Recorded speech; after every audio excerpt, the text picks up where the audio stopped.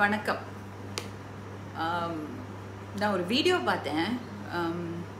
எப்போவோ 100 வருஷத்துக்கு முன்னாடி எடுத்ததெல்லாம் கிடையாது. இப்போ ஜான்வரி 23ல் கோயம்புத்தூரில் நடந்த ஒரு மாநாட்டில் எடுத்த வீடியோ. கல்யாணராமன் அவர்கள் பேசினது. இதுக்கு முன்னாடி ஒரு பிட்டு பார்த்துருந்தேன் நான்.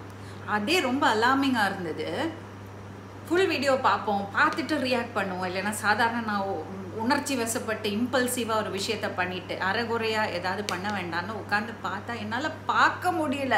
இப்படி பிளட் ப்ரெஷர் ஏறிட்டு இருந்தது.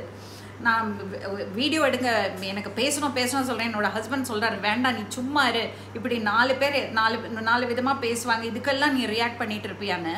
ஆனால் இதுக்கு பேசாமல் இருந்தால் ரொம்ப தவறாயிடும். என்ன பேசியிருக்கார் அவர்? அதுவும் இந்த மாதிரி ஒரு மாநாட்டில் வந்து அவருக்கு மரியாதை கொடுத்து அவர் உட்கார வச்சு இத்தனை பேர் அவர் பேசினது கேட்டிருக்காங்களே, யாருமே எதிர்ப்பு சொல்லலையா? என்னெல்லாம் வார்த்தை விட்டுருக்காரு. பாபம் புண்ணியம், பிராமணன் யஜ்ஞம் பண்ணி பாபத்தை எல்லாம் அவரை யஜ்ஞம் பண்ணுறதுனால அவருக்கு பாபம் எல்லாம் எஃபெக்ட் ஆகாது. ஆனால் இன்னொருத்தர் வந்து அவங்க பாவம் பண்ணுறதுக்கே இருக்காங்க, நீ பாவத்தை பண்ணு, அதுதான் உன் வேலை, நீ யஜ்ஞம் பண்ணக்கூடாது. இன்னொன்று, இந்திரா காந்தி அவர்கள் பற்றி பேசியிருக்காரு. கிணத்துக்கு அந்த பக்கம் உட்கார வச்சாங்க. ஏன்னா தலையை முண்டனம் பண்ணாத ஸ்திரீ அவங்க. What is he talking?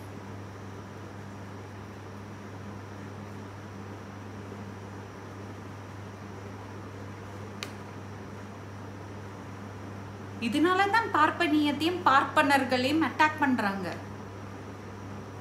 சக மனிதனை மனுஷனா மதிக்காத அப்படி என்ன புத்திசாலி, என்னத்த சுப்ரீம்? இவங்களுக்கு மட்டும் என்ன இவ்வளோ மூளை இருக்கிறவங்க அப்படி பேசுவாங்களா? நாங்க யாரையும் சப்ரஸ் பண்ணல. பிசிக்கல் அக்ரெஷன் மட்டும் கிடையாது, உடல் ரீதியா வயலண்ட் ஆகணும்னு இல்லை, மன ரீதியான வயலன்ஸ்ல அது. இதை விட ஒரு வயலன்ஸ் இருக்க முடியுமா? இந்த மைண்ட் செட்ல இருக்கிறதுனால தான் இன்னும் இந்த சொசைட்டிக்குள்ள இன்டகிரேட் பண்ண முடியல, தனியா பாக்குறாங்க. மிஸ்டர் கல்யாணராமன் மாதிரி ஆளுங்க பேசுறது பேச்சுனால அந்த மைண்ட் செட், பேச்சு மட்டும் இல்ல, இங்கேருந்து பேசினா போறாது. செக்குலரிசமோ ஈக்குவாலிட்டியோ மனசுல இருக்கணும், அது மாறணும். அந்த அழுக்குனால தான் எவ்வளோ நம்ம ஜென்வனா ஒரு விஷயம் சொன்னாலும் இந்த பேக்ரவுண்ட்லேருந்து வராங்கன்னு நம்மளை ஜட்ஜ் பண்றாங்க.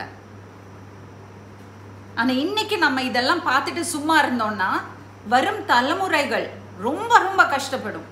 மிஸ்டர் கல்யாணராமன் பேசினது ரொம்ப கண்டிக்க வேண்டிய விஷயம், கண்டனம் நான் தெரிவிச்சுக்கிறேன். ஒரு கோவிலுக்குள்ள போறோம், நான் போறேன், இன்னொருத்தர் போறாங்க, எல்லாரையும் ஒரே மாதிரி ட்ரீட் பண்றாங்களா? சட்டத்துல ப்ரொவிஷன் இருக்கு, ஆனா மைண்ட் செட் மாறி இருக்கா? ஒரு கடவுள் வழிபாடு நடக்கிற இடத்துல பணம், பதவி, ஜாதி 3மே வேலை செய்யுது. கடவுள் வழிபாடு நடக்கிற இடத்துல எப்போ மனிதர்களை எல்லாம் ஒரே மாதிரி நம்ம ட்ரீட் பண்றோமோ அன்னைக்கு தான் அந்த சமுதாயம் நல்லா இருக்கும்.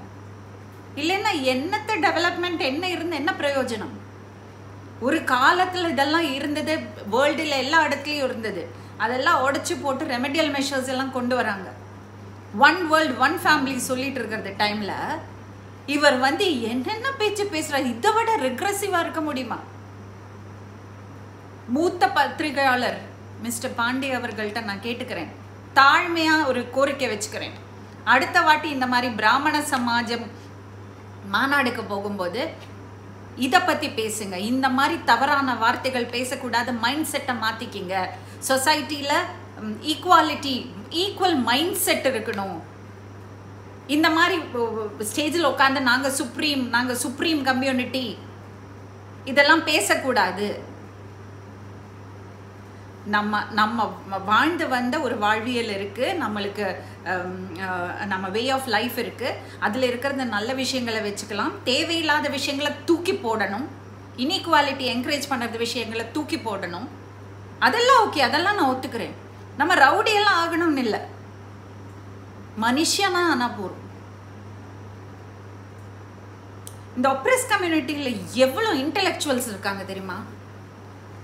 எவ்வளோ கான்ட்ரிபியூஷன் அவங்களோட இருக்குது தெரியுமா? ஒவ்வொரு துறையிலையும் அவங்கெல்லாம் அப்படி சுற்றிட்டு தெரியறது இல்லை. அதுதான் வித்தியாசம். நாங்கள் சுப்ரீம் சொல்லிட்டு சுற்றிட்டு தெரியறது இல்லை. புத்திசாலி, என்னத்த புத்திசாலி? அவர் பேசுறது பேச்சை பார்த்தீங்கன்னா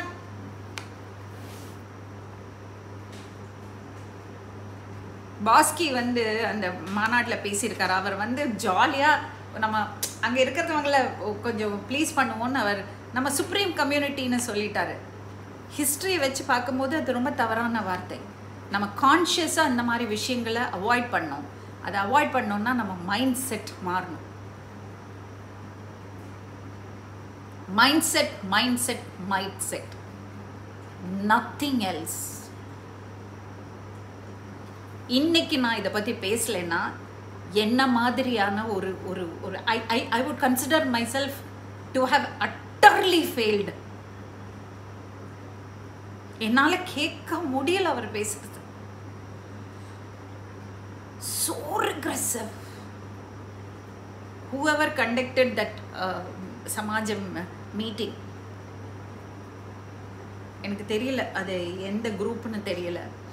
எனக்கு பல தடவை இன்வைட் வந்து நான் போக மறுத்திருக்கேன். ஏன்னா எனக்கு I don't want to be associated to any group.